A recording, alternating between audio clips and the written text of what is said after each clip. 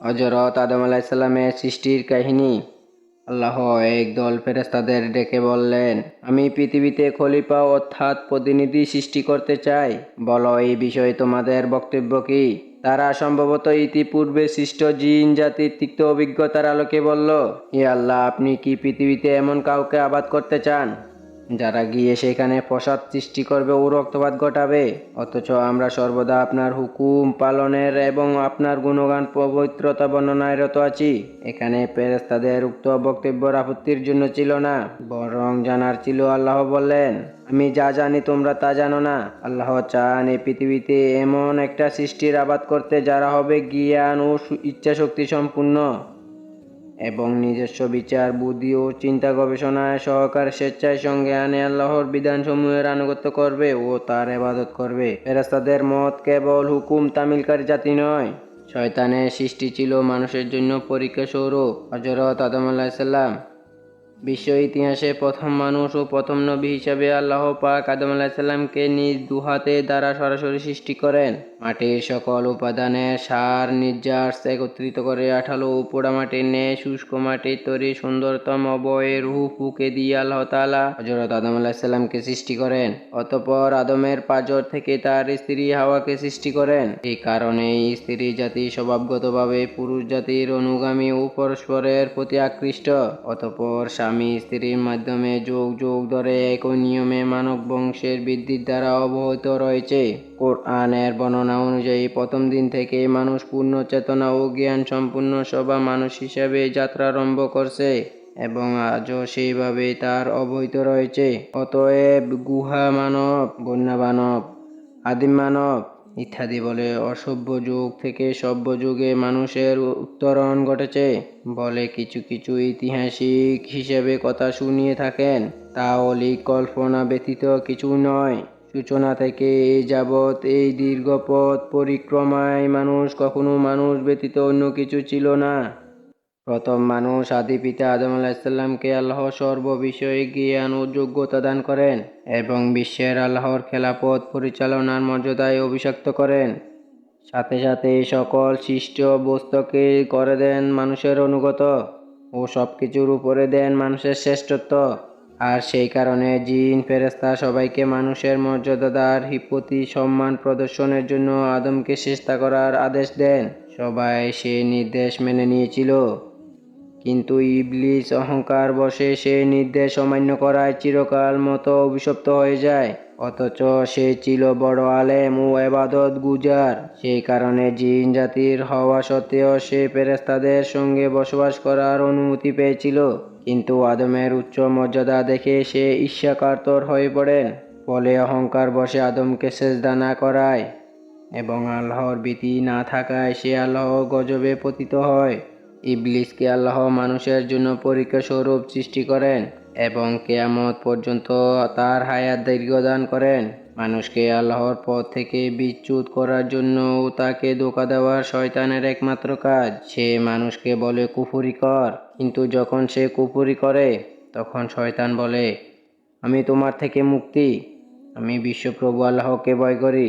অন্যদিকে যুগে যুগে নবী করিম সাল্লাল্লাহু আলাইহি সাল্লাম ও কিতাব পাঠিয়ে আল্লাহ মানুষকে সৎ পথ প্রদর্শনের ব্যবস্থা অব্যাহত রাখেন। আদম থেকে শুরু করে শেষ নবী হযরত মুহাম্মদ সাল্লাল্লাহু আলাইহি সাল্লাম পর্যন্ত 1,26,000 পয়গাম্বর দুনিয়াতে এসেছেন এবং বর্তমানে সর্বশেষে ইলাহি গ্রন্থে পবিত্র কোরআনের ধারক ও বাহক মুসলিম উলামায়ে কেরাম শেষ নবীর ওয়ারিস হিসেবে আল্লাহ প্রেরিত ওহীর বিধান সমূহে বিশ্বব্যাপী পৌঁছে দেওয়ার দায়িত্ব পালন করে। পৃথিবীর চূড়ান্ত ধ্বংস তথা কিয়ামতের অবহিত কাল পূর্ব পর্যন্ত এই নিয়ম জারি থাকবে। শেষ নবীর ভবিষ্যদ্বাণী অনুযায়ী পৃথিবীর এমন কোনো বস্তি ও ঝুপড়ি ঘরও থাকবে না যেখানে আল্লাহ ইসলামের বাণী পৌঁছে দেবেন না। এত সত্ত্বেও অবশেষে পৃথিবীতে যখন আল্লাহ বলার মতো কোনো লোক থাকবে না, অর্থাৎ প্রকৃত তাওহীদের অনুসারী কোনো মুমিন বাকি থাকবে না, তখন আল্লাহর হুকুমে প্রলয় ঘনিয়ে আসবে এবং কিয়ামতের সংঘটিত হবে। মানুষের দেহগুলি সব মৃত্যুর পরে মাটিতে মিশে যাবে, কিন্তু রূহগুলি স্ব ভালো ও মন্দ আমল অনুযায়ী ইল্লিন অথবা সিজজিনে অবস্থান করবে, যা কিয়ামতের পরে আল্লাহ হুকুমে সহ দেহ পূর্ণ প্রবেশ করবে এবং চূড়ান্ত নিকাশের জন্য সকল মানুষের সশরীর সৃষ্টিকর্তা আল্লাহর দরবারে নিতে হবে। মানুষের ঠিকানা হলো তিনটি: দারুদ দুনিয়া, অর্থাৎ যেখানে আমরা এখন বসবাস করছি। নাম্বার 2, দারুল বারজাক, অর্থাৎ মৃত্যুর পরে কবরের জগৎ। নাম্বার 3, দারুল কারার, অর্থাৎ কিয়ামতের দিন শেষ বিচারের শেষে জান্নাত বা জাহান্নামের চিরস্থায়ী ঠিকানা। অতএব পৃথিবী হলো মানুষের জন্য সাময়িক পরীক্ষাগার মাত্র। জাহান্নাত থেকে নেমে আসা মানুষ এই পরীক্ষাস্থলে পরীক্ষা শেষে সুন্দর ফল লাভ পুনরায় জাহান্নাতে ফিরে যাবে, অথবা ব্যর্থকাম হয়ে জাহান্নামে নিক্ষিপ্ত হবে। অতঃপর সেখানে হবে তাদের সর্বশেষে যাত্রা বিরতি এবং সেইটাই হবে তাদের চূড়ান্ত চিরস্থায়ী ঠিকানা। আল্লাহ বলেন, মাটি থেকে আমরা তোমাদের সৃষ্টি করেছি, এই মাটিতেই তোমাদের ফিরিয়ে নেব। অতঃপর এই মাটি থেকেই আমরা তোমাদেরকে পুনরায় বের করে আনব। অতঃপর বিচার শেষে কাফেরদেরকে হাঁকিয়ে নেওয়া হবে জাহান্নামের দিকে এবং মুত্তাকিদের নেওয়া হবে জান্নাত। এভাবে সেদিন জালেম তার প্রাপ্য শাস্তির ভোগ করবে এবং মজলুম তার যথাযথ প্রতিদান পেয়ে ধন্য হবে। সেদিন কারো প্রতি কোনরূপ অবিচার করা হবে না। আদমকে সৃষ্টি করার আগে আল্লাহ তাআলা ফেরেশতাদেরকে আদমের প্রতি সেজদা করার কথা বলে দিয়েছিলেন। তাছাড়া কোরআনে বর্ণনাসমূহ থেকে এই কথা স্পষ্ট হয় যে আদমকে সেজদা করার জন্য আল্লাহ তাআলার নির্দেশ ব্যক্তি আদম হিসেবে ছিল না, বরং ভবিষ্যৎ মানব জাতির প্রতিনিধি হিসেবে আল্লাহ তাআলা তার প্রতি সম্মান জানানোর জন্য জিন ও ফেরেশতাদেরকে সেজদা করার কথা বলেছিলেন। এই সেজদা কখনোই আদমের প্রতি ইবাদত পর্যায়ের ছিল না, বরং তা ছিল মানব জাতির প্রতি আনুগত্য ও প্রদর্শন, তাদেরকে সকল কাজে সহায়তা করার প্রতিশ্রুতি দানের প্রতীক ও সম্মানসূচক সেজদা মাত্র। ওদিকে কাফেরদের অন্তর্ভুক্ত হলেও ইবলিস কিন্তু আল্লাহকে সৃষ্টিকর্তা ও পালনকর্তা হিসেবে অস্বীকার করেনি, বরং আল্লাহ যখন তাকে অভিশপ্ত করে জান্নাত থেকে চিরদিনের মতো বিতাড়িত করলেন, তখন সে আল্লাহকে রব হিসেবে সম্বোধন করে প্রার্থনা করল, হে আমার প্রভু, আপনি আমাকে কিয়ামত পর্যন্ত অবকাশ দেন। আল্লাহ তার প্রার্থনা মঞ্জুর করলেন। অতঃপর সে বলল, হে আমার পালনকর্তা, আপনি যেমন আমাকে পথভ্রষ্ট করেছেন, আমিও তেমনি তাদের সবাইকে পৃথিবীতে নানান রূপ সৌন্দর্যে প্রবল করব এবং তাদেরকে পথভ্রষ্ট করে দেব, তবে যারা আপনার একনিষ্ঠ বান্দা তাদের ব্যতীত। আল্লাহ তাকে বললেন, তুমি নেমে যাও এবং এখান থেকে বেরিয়ে যাও, তুমি নিচুত মনের অন্তর্ভুক্ত, এখানে তোমার অহংকার করা অধিকার নেই।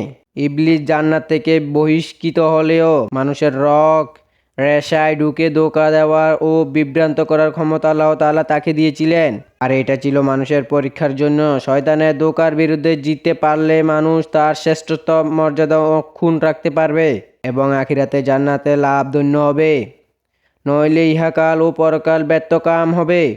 মানুষের প্রতি ফেরেশতাদের সেজদা করা ও ইবলিসের সেজদা না করার মাধ্যমে ইঙ্গিত রয়েছে এ বিষয়ে যে যেন প্রতি পদে পদে শয়তানের ব্যাপারে সতর্ক থাকে এবং আল্লাহর প্রতি আনুগত্য মাধ্যমে নিজের শ্রেষ্ঠত্ব মর্যাদা ও অক্ষুণ্ণ রাখে। হযরত আদম আলাইহিস সালামের 5টি শ্রেষ্ঠত্ব। নাম্বার 1, আল্লাহ তাকে নিজ দোহাতে সৃষ্টি করেছেন। নাম্বার 2, আল্লাহ নিজে তার মধ্যে রূহ ফুঁকে দিয়েছেন। নাম্বার 3, আল্লাহ তাকে সকল বস্তুত্বের নাম শিক্ষা দিয়েছেন। নাম্বার 4, তাকে সেজদা করার জন্য আল্লাহ ফেরেশতাদের নির্দেশ দিয়েছেন। নাম্বার 5, আদম একাই মাত্র মাটি থেকে সৃষ্ট, বাকি সবাই পিতামাতার মাধ্যমে সৃষ্ট। ইবলিসের অভিশপ্ত হওয়ার কারণে ছিল তার কেয়াস। সে আল্লাহর আদেশের বিরুদ্ধে যুক্তি পেশ করে বলেছিল, আমি আদমের চাইতে উত্তম, কেননা আপনি আমাকে আগুন দিয়ে সৃষ্টি করেছেন এবং তাকে সৃষ্টি করেছেন মাটি দিয়ে। প্রথম কেয়াস করেছিল ইবলিস, নারী জাতি পুরুষের অংশ এবং তার অনুগত। সেজদা অনুষ্ঠানের পর আল্লাহ আদমের জুটি হিসেবে তার অবয় হতে একাংশ নিয়ে, অর্থাৎ তার পাঁজর হতে তার স্ত্রী হাওয়াকে সৃষ্টি করেন। মাটি থেকে সৃষ্ট হওয়া আদমের নাম হলো আদম এবং জীবন্ত আদমের পাঁজর হতে সৃষ্ট হওয়া তার স্ত্রীর নাম হলো হাওয়া। অতঃপর তাদের উদ্দেশ্যে আল্লাহ তাআলা বললেন, তোমরা দুজন জান্নাতে বসবাস করো ও সেখান থেকে যা খুশি খেয়ে বেড়াও, তবে সাবধান, এই গাছটির নিকটে যেও না, তাহলে তোমরা সীমা লঙ্ঘনকারীর অন্তর্ভুক্ত হয়ে যাবে। এতে বোঝা যায় যে ফেরেশতাগণের সেজদা কেবল আদমের জন্য ছিল, হাওয়ার জন্য নয়। সেজদা অনুষ্ঠানের পর আদমের অবয়ব থেকে হাওয়াকে সৃষ্টি করা হয়, পূর্বে নয়। তিনি পৃথক কোনো সৃষ্টি ছিল না। এতে পুরুষের প্রতি নারীর অনুগামী হওয়া প্রমাণিত হয়। আল্লাহ তাআলা বললেন, পুরুষেরা নারীদের উপর কর্তৃত্বশীল। অতঃপর বহিষ্কৃত ইবলিস তার প্রথম টার্গেট হিসেবে আদম ও হাওয়ার বিরুদ্ধে প্রতারণার জাল নিক্ষেপ করলেন। সে মতে সে প্রথমে তাদের খুব আপনজন বনে গেল এবং নানা কথায় তাদের বুলাতে লাগলো। এক পর্যায়ে সে বলল, আল্লাহ যে তোমাদেরকে এই গাছটির নিকটে যেতে নিষেধ করেছেন তার কারণ হলো এই যে তোমরা তাহলে ফেরেশতা হয়ে যাবে, কিংবা তোমরা এখানে চিরস্থায়ী বাসিন্দা হয়ে যাবে। সে অতঃপর কসম খেয়ে বলল যে আমি অবশ্যই তোমাদের হিতাকাঙ্ক্ষী। এভাবে সে আদম ও হাওয়াকে সম্মত করে ফেলল এবং তার প্রতারণার জালে আটকে গিয়ে তারা উক্ত নিষিদ্ধ বৃক্ষের ফল আস্বাদন করল। ফলে সাথে সাথে তাদের গুপ্তাঙ্গ প্রকাশিত হয়ে পড়ল এবং তারা তড়িঘড়ি গাছের পাতা সমূহে দিয়ে তা ডাকতে লাগলো। আল্লাহ তাদেরকে ডেকে বললেন, আমি কি তোমাদেরকে এই বৃক্ষ থেকে নিষেধ করিনি এবং বলিনি যে শয়তান তোমাদের প্রকাশ্য শত্রু? তখন তারা অনুতপ্ত হয়ে বলল, হে আমার পালনকর্তা, আমরা নিজেদের উপর জুলুম করেছি। যদি আপনি আমাদের ক্ষমা না করেন তবে অবশ্যই আমরা ক্ষতিগ্রস্তের অন্তর্ভুক্ত হয়ে যাব। আল্লাহ তাআলা তখন বললেন, তোমরা জান্নাত থেকে নেমে যাও, তোমরা একে অপরের শত্রু। তোমাদের অবস্থান হবে পৃথিবীতে এবং সেখানেই তোমরা একটি নির্দিষ্ট মেয়াদ পর্যন্ত সম্পদ রাজি ভোগ করবে। তিনি আরও বললেন যে পৃথিবীতে জীবনযাপন করবে, সেখানেই মৃত্যুবরণ করবে এবং সেখান থেকেই তোমরা পুনরুত্থিত হবে। শয়তানের প্রথম কাজ। মানুষের উপরে শয়তানের প্রথম হামলা ছিল তার দেহ থেকে কাপড় গসিয়ে তুলে তাকে উলঙ্গ করে দেওয়া। আজও পৃথিবীতে শয়তানের পদাঙ্গ অনুসারী ও ইবলিসের শিক্ষণ্ডনীয়দের প্রথম কাজ হলো তথাকথিত ক্ষমতায়ন ও লিঙ্গ সমতার নামে নারীকে উলঙ্গ করে ঘরের বাইরে আনা ও তার সৌন্দর্য উপভোগ করা। এটি হলো শয়তানের প্রথম কাজ। মানব সৃষ্টির রহস্য। আল্লাহ তাআলা বললেন, স্মরণ করো সেই সময়ের কথা যখন তোমার প্রভু ফেরেশতাদের বললেন, আমি মিশ্রিত পচা কাদার শুকনো মাটি দিয়ে মানুষ সৃষ্টি করব। অতঃপর যখন আমি তার অবয়ব পূর্ণভাবে তৈরি করে ফেলব ও তাতে আমি আমার রূহ ফুঁকে দেব, তখন তোমরা তার প্রতি সেজদায় পড়ে যাবে। তিনি আরও বললেন, তিনি সেই সত্তা যিনি তোমাদেরকে মাতৃগর্ভে আকার আকৃতি দান করেছেন যেমন তিনি চেয়েছেন। তিনি ব্যতীত কোনো উপাস্য নেই। তিনি মহাপরাক্রান্ত ও মহাবিজ্ঞানী। তিনি আরও বললেন, তিনি তোমাদেরকে তোমার মাতৃগর্ভে সৃষ্টি করেন একের পর এক স্তরে তিনটি অন্ধকারাচ্ছন্ন অবহরণের মাধ্যমে। তিনটি অবহরণ হলো পেট, রেহম বা জবায়ু এবং জবায়ুর ফুল বা গর্ভদ্বার। উপরোক্ত আয়াতগুলি আদম সৃষ্টির তিনটি পর্যায় বর্ণনা করা হয়েছে। প্রথমে তিনটি দ্বারা অবয়ব নির্মাণ, অতঃপর তার আকার আকৃতি গঠন ও অঙ্গ প্রত্যঙ্গ সমূহের শক্তির অনুপাতিক এবং অবশেষে তাতে রূহ সঞ্চার করে আদমকে অস্তিত্ব দান করেন। হযরত আদম আলাইহিস সালামের দুনিয়াবী ব্যবস্থাপনায় মানুষের দুনিয়াবী জীবনে প্রয়োজনীয় সর্বপ্রকার শিল্পকর্ম ওহীর মাধ্যমে কোনো না কোনো নবীর হাতে শুরু হয়েছে। অতঃপর যুগে যুগে তার উন্নতি ও উৎকর্ষ সাধিত হয়েছে।